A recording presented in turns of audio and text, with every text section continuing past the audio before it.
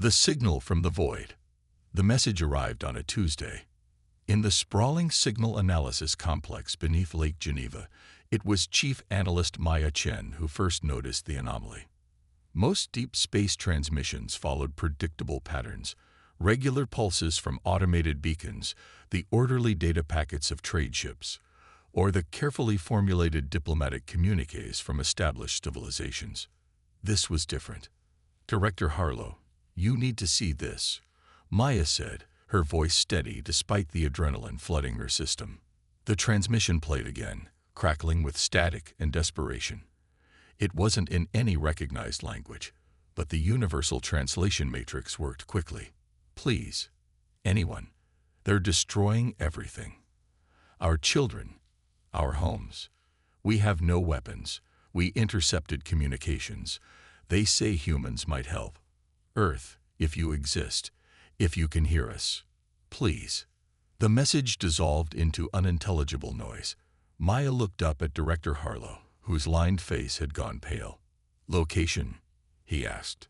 The Canis sector, sir. About 12 light-years beyond the Coalition border. Harlow's jaw tightened. Beyond our jurisdiction. Beyond any human territory. Sir, they're specifically asking for our help. The neutrality accords are clear, Chen. We don't interfere in non-human conflicts. Not after the Proxima incident. Maya leaned forward. With respect, sir, this isn't politics. This is genocide. Hours later, the United Earth Defense Council convened an emergency session.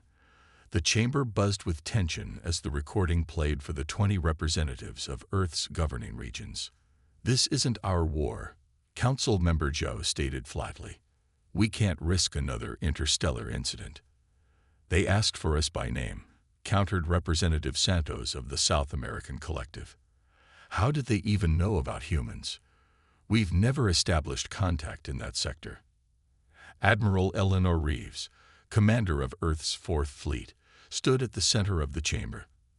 At 52, she was a veteran of border skirmishes and pirate suppressions, but had never faced full combat. No human had in over 40 years. The transmission is authentic, she said. And there's something else you should know. The aggressor signals we've intercepted match known patterns of the Vordax Imperium. A cold silence fell across the chamber. The Vordax. Council Member Zhao whispered. They were supposed to be contained in the Centauri quarantine zone. Evidently not, Admiral Reeves replied. And if they're expanding again? The implications hung in the air. The Vordax were among the first alien species humanity encountered after achieving faster-than-light travel. The encounter hadn't gone well. Aggressive, expansionist, and possessing technology that outmatched Earth's at the time, they had nearly reached Sol before a desperate alliance with other species pushed them back. If we do nothing, Admiral Reeves continued, and the Vordax secure this new territory, they'll have a staging ground outside the quarantine. They could rebuild their forces within a generation. And if we break the neutrality accords, asked Council Member Okafor, then we risk diplomatic backlash from the coalition, conceded Reeves. But we also demonstrate that humanity answers calls for help, that we stand against genocide. The debate raged for hours. Finally, Council Leader Garcia called for a vote. The decision was 17-3. Earth would respond. Within 48 hours, Admiral Reeves stood on the bridge of the UES Defiant, the flagship of a hastily assembled rescue fleet. 5 heavy cruisers, 12 destroyers, and a complement of smaller support vessels. Not a full war fleet, but enough to make their intentions clear. Jump drives calibrated, Admiral, reported her XO, Commander Jackson. All ships report ready. Reeves studied the tactical display. Time to target. 4 days at maximum burn, ma'am. She nodded. Send the message to all ships. We are authorized for full defensive operations and civilian evacuation. The Council has given us latitude to engage hostile forces threatening non-combatants. And if the Vordax bring their full might against us. Reeves' eyes hardened. Then we show them why humans have a reputation. The fleet vanished into slip space, leaving Earth behind in a flash of gravimetric distortion. 4 days later, they emerged at the edge of an unfamiliar star system. Binary suns cast an amber glow across the fleet's hulls as sensors immediately began gathering data. 3 habitable planets in this system, reported Science Officer Lai. The third one shows signs of heavy bombardment.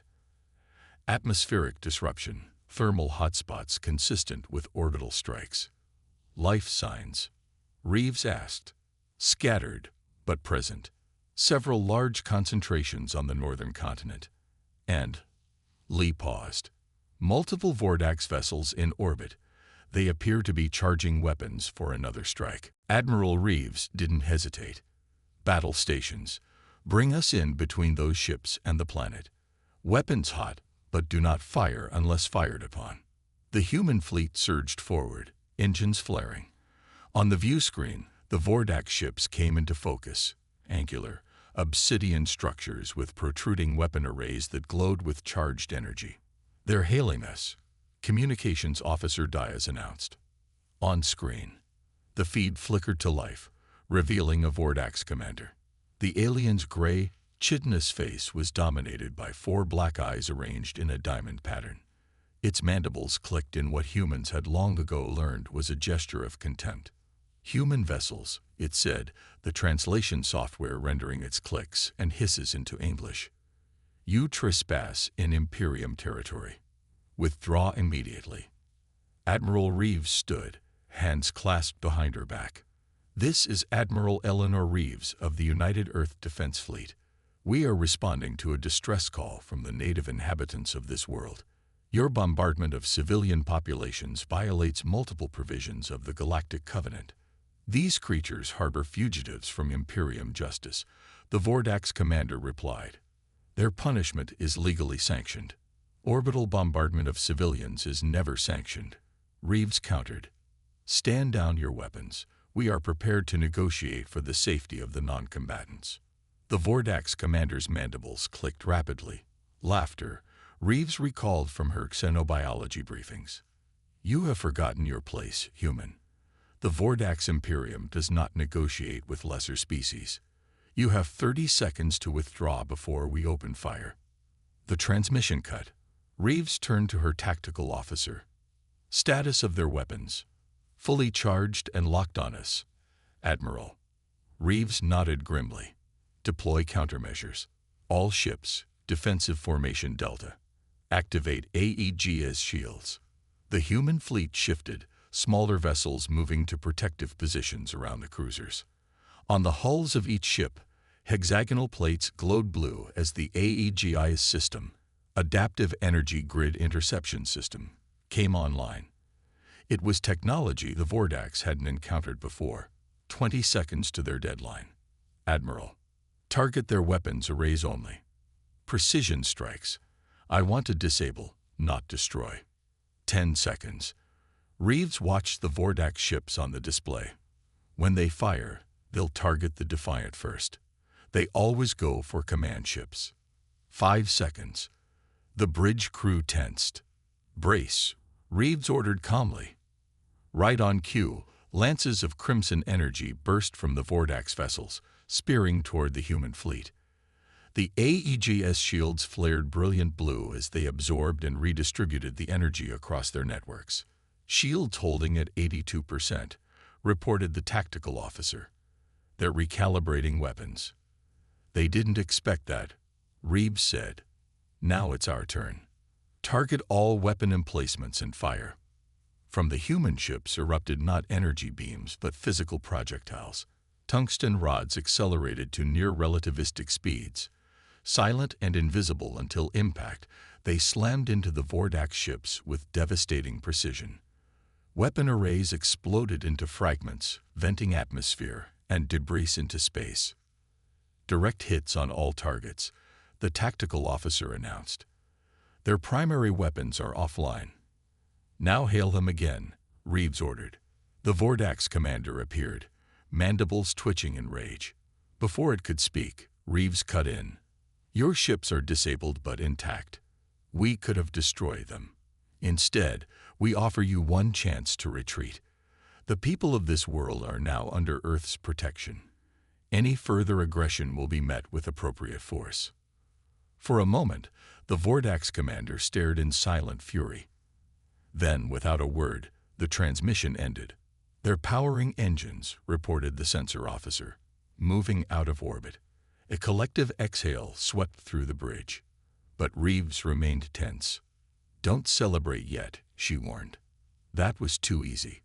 The Vordax never retreat after a single engagement. She turned to communications. "Establish contact with the surface. Let's find out who we just rescued." Hours later, Admiral Reeves led a delegation to the surface. Shuttlecraft descended through the smoke-filled atmosphere, landing in a clearing amid what had once been a thriving city. Now buildings lay in ruins, and fires still smoldered in the distance. The native inhabitants emerged cautiously from underground shelters. They were bipedal, with iridescent blue skin and large, expressive eyes. They stood slightly shorter than humans, with four-fingered hands and cranial ridges that pulsed with bioluminescence. One stepped forward, bowing deeply. "I am Speaker Thala of the Luminary. You are the humans." Admiral Reeves removed her helmet and bowed in return. "I am Admiral Eleanor Reeves of Earth.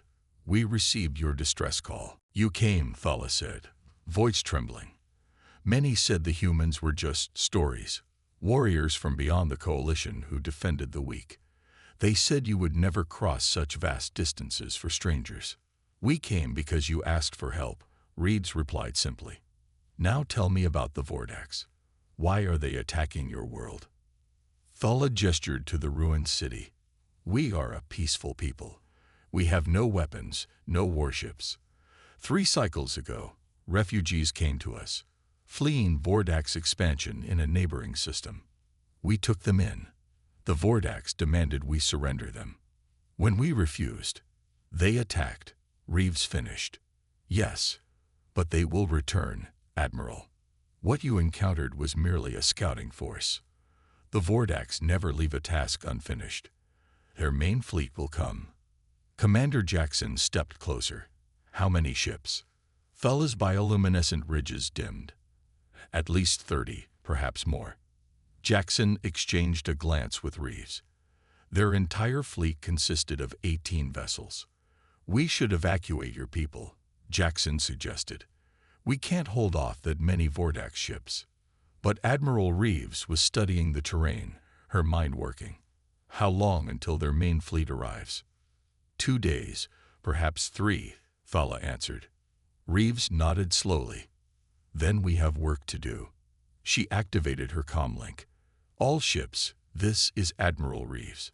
Deploy all ground teams and engineering corps. We're establishing a defensive position." She looked at the confused faces around her and smiled grimly. "The Vordax think they know how humans fight. It's time to show them how wrong they are." When darkness meets fire. 2 days passed in a blur of activity. The human fleet had taken up strategic positions around the Luminary homeworld. On the surface, engineering teams worked alongside the aliens, establishing ground-based defenses and evacuation protocols. Admiral Reeves stood in the makeshift command center, studying the holographic display of the system. Commander Jackson entered, his uniform dusty from the surface. "The last of the civilians are in the underground shelters," he reported. "The Luminary helped us modify their geothermal plants to power our shield generators." "And the refugees?" Reeves asked. "Secure. We've learned more about them. They're called the Nishari. They were scientists, mostly. The Vordax wanted their research on quantum field manipulation." Reeves raised an eyebrow. "What kind of quantum field manipulation?" Before Jackson could answer, alarms blared across the command center. "Multiple slip space ruptures detected," called out Lieutenant Commander Puddle. 34. No, 37 Vordax signatures, heavy cruisers and dreadnoughts. Reeves straightened. "Right on schedule. All ships, battle positions. Activate the Mideus array." Throughout the system, human vessels moved into a seemingly scattered formation. Below on the planet's surface, massive arrays powered up. hastily constructed using a combination of Earth technology and repurposed luminary infrastructure. The Vordax fleet emerged from slip space in perfect battle formation, a three-tiered assault wedge designed to overwhelm opposing forces through concentrated firepower. At their center loomed a massive dreadnought, nearly 3 times the size of the Defiant. "They're hailing us," Dias reported. The main screen activated, revealing a different Vordax commander.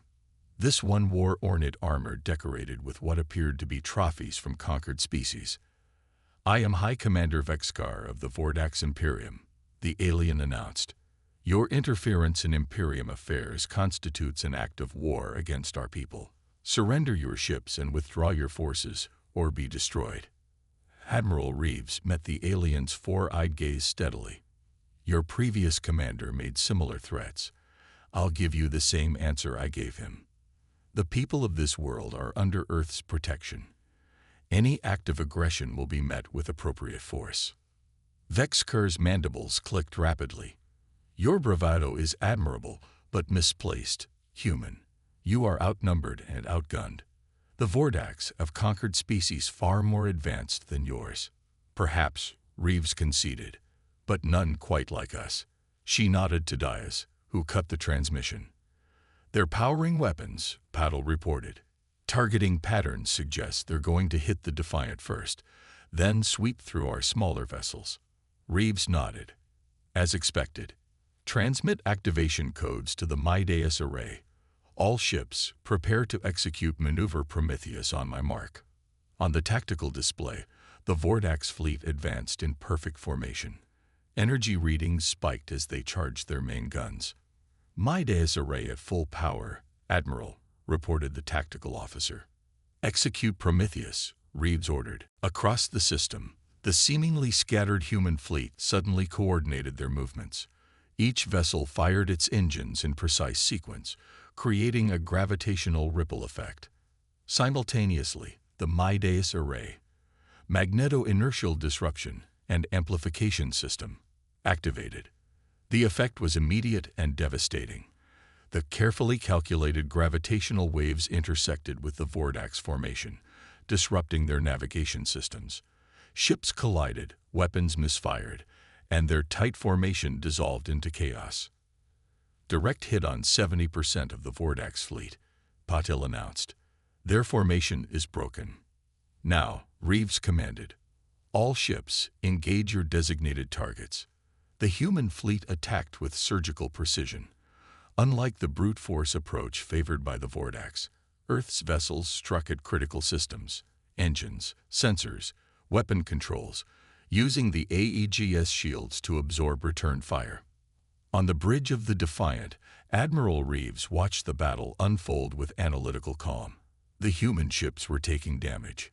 The AEGIs could only absorb so much energy before needing to recharge, but they were inflicting disproportionate harm on the numerically superior force. "Admiral," Jackson called out, "the Vordax are adapting.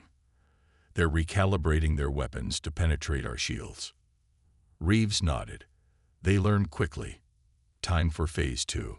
Signal the luminary. Activate the quantum disruption field." Deep beneath the planet's surface, in laboratories protected from the bombardment, luminary and Nishari scientists activated a device based on the very research the Vordax had been trying to capture. A pulse of invisible energy radiated outward, encompassing the battlefield. On the Vordax ships, something unexpected happened. Their energy weapons, which relied on precisely calibrated quantum states, suddenly became erratic. Some failed entirely. Others backfired, damaging the ships that deployed them. "What is this treachery?" Vexkar's enraged face appeared on the viewscreen again. "What have you done to our weapons?" "Something you should have considered before attacking a peaceful species," Reeves replied. "The Nishari research you were so eager to obtain. It allows for local manipulation of quantum probability. Your weapons rely on stable quantum states. Ours don't." The human fleet pressed its advantage, continuing to disable rather than destroy the Vordax vessels where possible. But High Commander Vexkar was not ready to admit defeat. The massive dreadnought at the center of the Vordax fleet powered forward, its remaining functional weapons targeting the Defiant. "Incoming fire," Patel shouted. Multiple heavy projectiles. The AEGS shields flared as they absorbed the barrage, but alarms blared across the bridge. "Shields at critical levels," the tactical officer reported. "One more hit like that." Reeves studied the tactical display, noting the dreadnought's approach vector. "They're moving to ram us. Divert all power to forward shields and engines. Prepare for evasive maneuvers." But before the Defiant could move, 3 smaller human vessels darted between it and the oncoming dreadnought. They were destroyers, a fraction of the size of the Vordax flagship. "What are they doing?" Jackson demanded. "Buying us time," Reeves said quietly, "and giving us an opening." The destroyers released a cloud of what appeared to be metallic dust directly in the dreadnought's path. As the massive ship plowed through it, the particles adhered to its hull, covering weapons emplacements and sensor arrays. "Smart matter," Reeves explained, seeing Jackson's confused expression. "Networked nanomachines. They're disabling the dreadnought's external systems." "The Vordax flagship is slowing," Patel confirmed. "External weapons are offline." Reeves leaned forward. "Target their engine nacelles. Precision strikes only. I want that ship disabled, not destroyed." The Defiant's weapons lanced out, striking the vulnerable points on the massive dreadnought. Explosions rippled along its hull as propulsion systems failed. "The Vordax fleet is in disarray," reported the tactical officer. 12 ships destroyed, 23 disabled. The remainder are retreating." Reeves nodded. "Maintain defensive positions. Let them go." She turned to communications. "Hail the dreadnought." High Commander Vexkar appeared on screen again, his command center now dark except for emergency lighting. Sparks flew from damaged consoles behind him. "This conflict is over," Reeves stated flatly. "Your ships are defeated. Your flagship is disabled. I offer you one chance.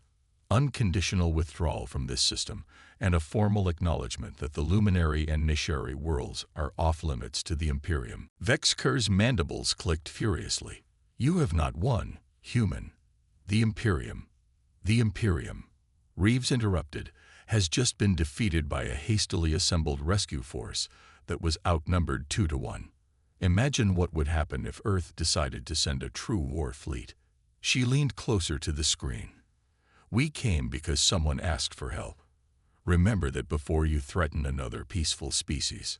Silence hung between them for a long moment. Finally, Vexkar gave a sharp nod, a gesture he had clearly learned for dealing with humanoid species. "We will withdraw," he conceded, "but the Imperium does not forget, Admiral Reeves." "Neither does Earth," she replied before cutting the transmission. In the days that followed, the human fleet helped the Luminary begin rebuilding. Medical teams treated the injured, while engineering corps repaired critical infrastructure. The disabled Vordax vessels were towed to the edge of the system and left with enough power to limp back to their territory. 1 week after the battle, Admiral Reeves stood with Speaker Thala and representatives of the Neshari in a newly constructed meeting hall. "You have saved 2 species with your actions," Thala said, her bioluminescent ridges glowing with emotion. "The Luminary will forever be in Earth's debt." "As will the Neshari," added their representative, a tall, willowy being with silver skin. "We believe the stories of humans were mere legends, tales of warriors who appeared when needed most, then vanished back to their distant worlds." Reeves smiled slightly. "Not legends. Just people who believe that when someone asks for help, you help them." "The Vordax will speak of this defeat," the Neshari representative continued. "Word will spread through the galactic arm. Other species will know that Earth answers calls for aid." "That may not always be a good thing," Commander Jackson noted. "The neutrality accords existed for a reason. This intervention has changed humanity's standing in galactic politics." "Perhaps it needed changing," Reeves replied.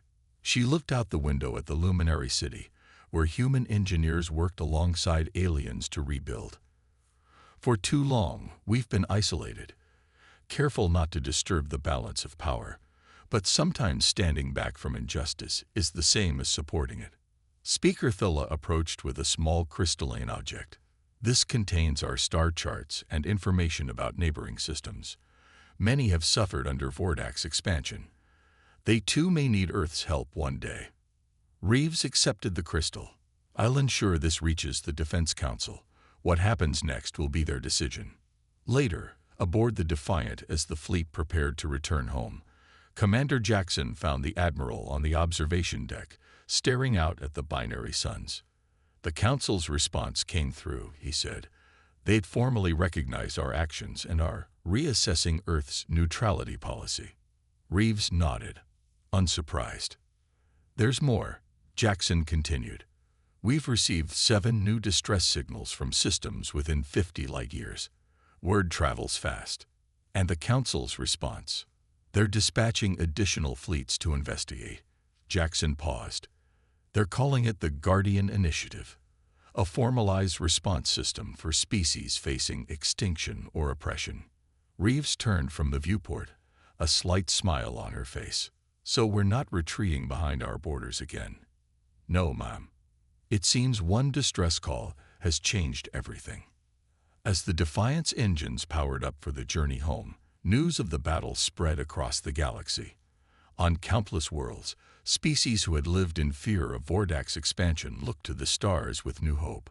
The humans, once dismissed as isolationists, confined to their small corner of the galaxy, had shown what they were capable of when called upon. And throughout the vastness of space, a message began to circulate. If darkness finds you, call Earth. They answer.